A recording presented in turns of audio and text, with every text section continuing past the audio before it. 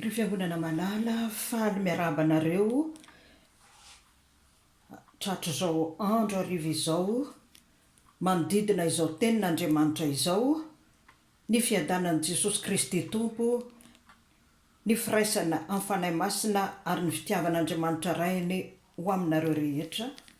Ny tenin'Andriamanitra izay hozaraintsika anio dia ao amin'ny Lioka toko faharoa amby roapolo, Lioka toko faharoa amby roapolo, ny andininy raiky amby telopolo sy faharoa amby telopolo. Lioka toko faharoa amby roapolo, ny andininy raiky amby telopolo sy faharoa amby telopolo. Luc 22, 31, 32 amin'ny anaran'i Jesosy. Ary hoy ny Tompo: ry Simona, ry Simona, indro Satana efa nolofo nitady anareo ho korohina toy ny vary, nefa izaho nangataka ho anao mba tsy ho levina ny finoanao, ary rehefa mibebaka ianao dia ampaherezo ny rahalahinao. Ray masonao, manamasinana amin'ny fahamarinana, ny teninao ny fahamarinana. Amen. Ry mpiaino malala, ampitombona ho anareo anie ny fahasoavana sy ny fiadanana avy amin'Andriamanitra ray sy Jesosy Kristy Tompontsika. Amen. Raha ataontsika fehezanteny tokana izao tenin'Andriamanitra izao, dia izao no ambarany: ny devoly dia mikaroka ny anapotika, ny andevina, ny finoan'ny mpianatra na ny finoanao, nefa Jesosy mivavaka ho an'ny mpianatra, mivavaka ho anao, mivavaka ho aho, mba tsy ho levina zany finoana izany. Raha vadika dia hoe Jesosy dia manakana ny devoly tsy hanapotika ny finoantsika amin'ny alalan'ny mivavaka zay atao. Raha apetraka amin'ny fanontaniana dia hoe, voalohany indrindra, tsy misy tokony hiraharahiana ny devoly ve? Tsy mahery ve ny devoly? Efa resy izy? Eny tompoko, ny devoly dia efa resy, nefa kosa ny herin-tenantsika dia tsy haharesy azy. Diso ny filazana fa hoe ny devoly dia tsy misy tokony hatahorana azy, satria na Jesosy azany dia niteny fa indro za nahita ny devoly nilatsaka avy any an-danitra tahaka ny varatra, ary na i Petera aza dia nanambara fa ny devoly dia tahaka ny liona mierina mitady zay harapany. Noho izany, isika tsy hanao tahaka ny Trump ohatra, raha manararaotra, raha manoloana an'ity coronavirus ity ka hiteny hoe tsisy atahorako an'io, fa na 2400 aza maty anatin'ny ray andro, tsy matahotra an'io aho. Ny secte koa dia milaza an'izany hoe tsy matahotra an'io. Tsika tsy hiteny an'izany satria araky ny teny Lutera amin'ny fampianarany amin'ny artikola 3 dia izao: mino aho fa tsy ny heriko na ny saiko no azahoako mino an Kristy Jesosy Tompo sy manatona azy, fa ny fanahy masina. Raha tsy Andriamanitra ry havana no miady ho anao eo anatrehan'ny devoly dia resy tanteraka ianao. Aoka tsy hanao tahaka n'ity mpiandry ity, raha manoloana le demoniaka hoe ny heriko dia mandresy an'io, tena raparapa avokoa ny tarehiny, tena ny manontolo. Fa misy kosa vehivavy zay antitra, tahaka ny tsisy aina, tsisy hery mihitsy ao anatiny, kanefa manana ny Jesosy ao anatiny izy, vao miteny indray mandeha izy dia mangina ny demoniaka. Ka noho izany, marina fa ny devoly dia tsisy atahorana azy raha miaraka amin'ny Jesosy isika. Fa raha misaraka aminy kosa isika dia ho levina sy ho ripaka. Fa izao tsy atahorantsika azy ry havana, efa potipotika no potipotehiny Jesosy tao Kalvari ny lohany menarana. Ka noho izany, raha miaraka amin'ny Jesosy isika, tsisy atahorantsika na devoly 1 miliara azy na 2 miliara azy, satria jesosy efa nandresy azy. Fantaniana faharoa dia ahoana ny fomba fiasan'ny devoly. 3 no zavatra tsy pihitsika amin'izany. Ny voalohany dia amin'ny zavatra tsisy dikany, indrindra amin'izao confinement zao, zavatra manorosory ao tokantrano satria miara-mipetraka ao ny ray aman-dreny sy ny zanaka mandritra ny fotoana maro dia tonga ny sorisory. Ary ny statistika dia manambara fa be dehibe zao ny violence conjugale, ary ny tany Chine hono vao natao ny déconfinement dia be dehibe ny divorce amin'ny zavatra tsisy dikany no idiran'ny devoly ry havana, ka tsy maintsy miambina isika. Tany Madagasikara dia nisy mpivady izay nisaraka satria ilay ramatoa ny borositrano dia mangiloilo be, mangirana le trano dia tonga avy miasa le rangahy hono dia avy ny orana dia tongotra feno fotaka no nidirany tao trano, tsy mampiasa serpillère. Zay dia ampy ny saran'izy mivady. Zavatra tsisy dikany idirany devoly nefa dia niteraka zavatra mahatsiravina avy eo. Ny fiasan'ny faharoa koa dia zao, tahaka izay nataony tao Misy Edena, nataony tamin'ny Eva, ampiasainy ny organe de sens, ny maso, ny sofina, ny lela, ny orina, ampiasainy izany. Ary tahaka ny ataony mahita fafinaretana mihitsy ny ianao. I Eva dia nahita fa mahafinaritra hohanina ilay voankazo voarara, ary amin'ny voalohany ianao dia reboka satria izay ny fiasany, mpamitaka izy, mpandainga izy, ary parole dénaturée no ampiasainy. Zany hoe io tenin'Andriamanitra io any no raisiny, fa avadiny kely fotsiny dia lavo ny olona izay tsy miambina. Asa raha namaky ny bokyny Madame Bovary nareo fa tamin'izay tany amin'ny lycée dia nianatra an'io. Madame Bovary dia nanana izay nahizy azy teo amin'ny fiarahamonina fa vadina dokotera izay tena mpanan-karena, nefa dia nisy tovolahy nanadala azy ary dia nanitsakitsaka ny vadiny izy tamin'io tovolahy io.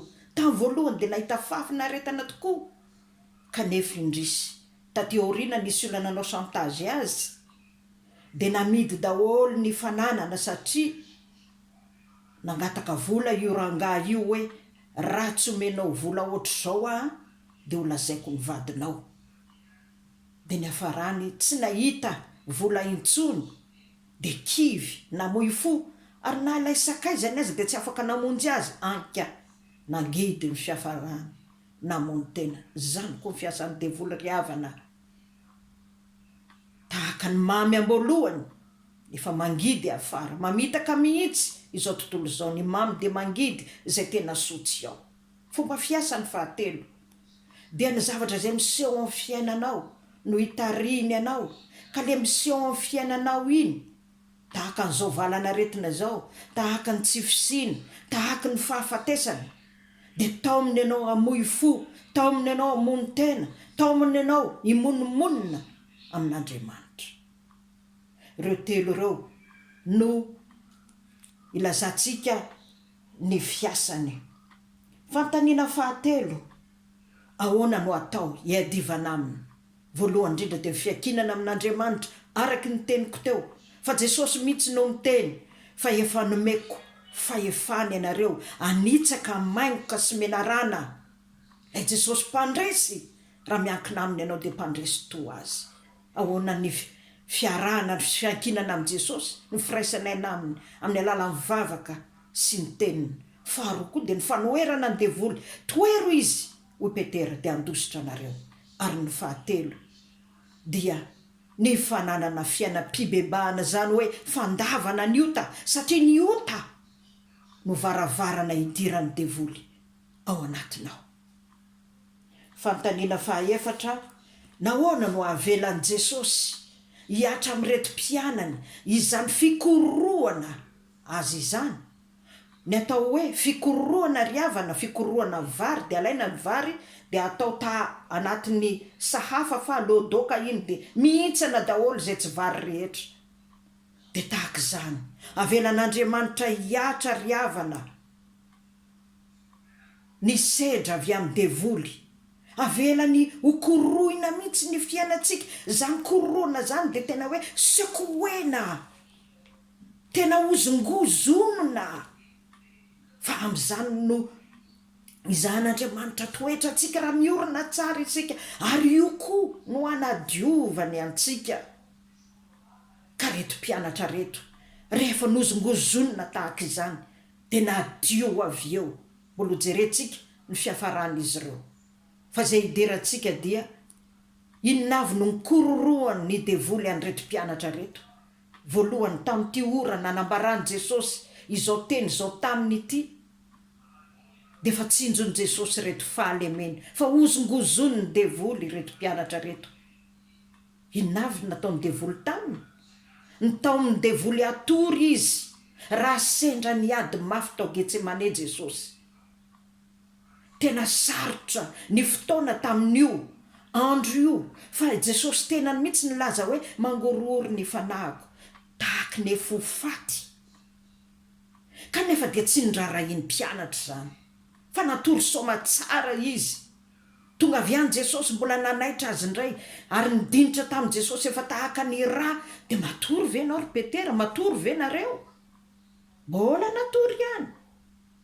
Ry havana, raha izaho sy anao koa mbola matory ao anatin'ny fahotana, mbola tsy taitra, tsy mifo tsara, nefa atao hoe fifoazana, nefa Jesosy mivavaka ho antsika. Jesosy mipotrapotraka nidinitra eo amin'ny tavany mivavaka ho antsika. Eo ankavanany rainy izy ankehitriny mifona ho antsika, nefa tsy rarahintsika izany. Fa dia mbola matory, mbola ao anatin'ny fahavarianana, ao anatin'ny indifférence ihany isika, miontam-pahotana, dia ho resy tanteraka isika. Inona koa no nataony devoly tamin'ireto mpianatra ireto? Nataony Petera mba handeha amin'ny herintsandriny, heritenany, fa navoakany Petera ny sabatra tany anaty paosiny, nitapahany ny sofiny Malko, raha nosamborina tao Getsemane Jesosy. Ry havana, araky ny teniko teo, ny herin'ny tenatsika tsy andresentsika naovinany devoly, mila miankina amin'ny Jesosy. Inona koa no nataony devoly am'ireto mpianatra ireto tamin'ity fotoana ity? Nampitahoriny tahotra fadiranovana, anika ry Petera lasa kanosa, nandany Jesosy ny telo, anika lasa niafina tao an-trano, nanao confinement. Tsy natahotra ny virus, fa natahotra ny jiosy. Io koa ry havana azafady, fitaovana ataony devoly hialantsika amin'i Jesosy, ahatonga atsika ho sary tahotra, hatahotra, ka manongotra ny finoantsika izany. Fanontaniana fahaenina, ahoana kosa no nataony reto mpianatra rehefa nibebaka izy? Ny atao hoe mibebaka mantsy de miverina amin'i Jesosy indray, teraka indray, olom-baovao indray, manao tahaka ny Paoly hoe tsy izaho tsony ny velona fa Kristy ny velona ato anatiko, manao demi-tour ka manao veloman'ny fahotana, de miova famindra, miova eritreritra.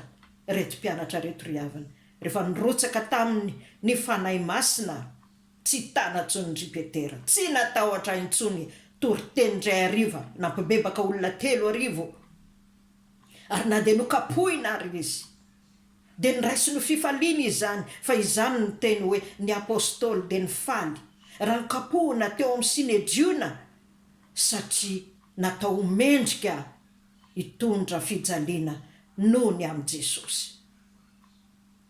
Tahaka izany Petera nampidirina tao am-ponja, kanefa nisokatra ny varavarana, ary ny fiafarany fiainany de maty martyra teo ambony azo fijaliana, ka ny lohany natao ambany, fa ny tongony ambony, satria ho izy tsy mendrika hitovy amin'ny tompoko aho. Ry havana, ho famaranana de zao, raha ianao koa mibebaka de nansolo tenan'i Kristy, raha nivavaka Jesosy ka hiala amin'izao tontolo zao, de hoy izy tamin'ny rainy hoe izaho tsy hoeto amin'izao tontolo zao intsony, fa iretiny hoeto ianao koa io riavana, ianao koa io ametrahany Jesosy ny fahatokisany io. Ianao no solo vavany, ianao solo tenany, ianao solo tongony, ianao solo tanany. Andeha eto amin'izao tontolo izao hitory ny hatsarany ianao io ry mpiandry, ianao io anambara ny hatsarany koa aza matahotra fa ny fandreseny dia fandresenao, efa nomenanao izany satria tsy avelany mandeha irery ianao, tsy mandeha tanam-polo ianao, fa ny fanahy no ataony eo aminao ary izy miaraka aminao. Andia lalan-tsarotra tokoa ianao satria izany no lalana ny diaviny, ary na iza hoy izy no te hanaraka dia tsy maintsy mitondra ny azo fijaliana ka manaraka. Eny andalo ady sarotra ianao, andalo azo fijaliana ianao, nefa matokia manoatra no mipandresy ianao amin'ny alalany satria izy efa naharesy izao tontolo izao. Izy ny eo alohanao, tsy misy mampatahotra anao, fa natahaka ny Sadraka sy Mesaka ary Abednego nampidirina tanatin'ny afo, nefa tsy maina singam-bolo aza satria ny tanany Jesosy no miazona azy. Jesosy no miaraka aminy tao anatin'ny afo ao, ka na mandalo afo ianao, na mandalo rano ianao, tsy ho may ianao, tsy ho safotry ny rano ianao satria ilay mahery no momba anao.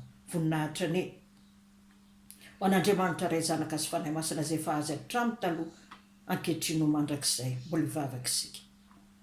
Ry Jesosy malalo, feno fisaorana anao ny fonay amin'ity hariva ity. Misaotra anao satria ianao no Andriamanitra tsy toa. Ampy ianao Jesosy hiaro anay amin'ny devoly Satana sy ny asany manontolo raha miankina aminao izahay. Ary tafioery tokoa izay fa rehefa mibebaka tokoa dia hitory ianao satria ianao tsy mahay mampiasa olona tsy mibebaka, tsy mahay mampiasa olona mirehare ianao, fa ny fanetretena sy ny fibebahana io no fitaovam-piadiana entinay miady. Ka ianao miaraka aminay no hisandratra tao anatinay, ary dia mpandresy tokoa zay Jesosy. Misaotra anao mbola manohy ny vavaka ataonao anay, ka tsy ho faty ny finoanay, tsy ho faty na ho levina ny fitiavanay anao, satria izay kendreny devoly dia ny amotipotika ny firaisanay aminao io, fa mahatoky ianao ilay efa nandresy Jesosy. Raha ianao momba anay, tsisy atohitra anay. Voninahitra ny ho anao ry rian'Andriamanitra ray zanaka sy fanahy masina. Amen.